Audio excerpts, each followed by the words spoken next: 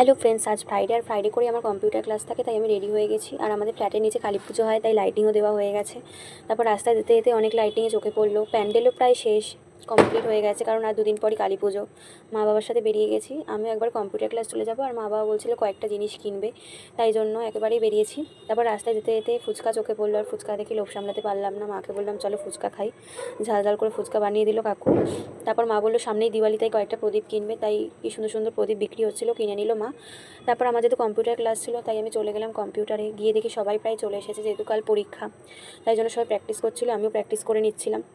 তারপর শেষ হয়ে যাওয়ার পর টোটো স্ট্যান্ডে চলে আসি। টোটো স্ট্যান্ডে এসে টোটো ধরে তারপর বাড়িতে চলে আসি। এই যে লিফটে করে ফ্ল্যাটে আমাদের 4 তলায় এসে ফ্রেশ হয়ে নিই। যেহেতু ফুচকা খেয়ে এসেছি, তাই আর ভালো লাগলো না কিছু খেতে। মা বললো এই জিনিসগুলো কিনেছে, তাই দেখাচ্ছিলো।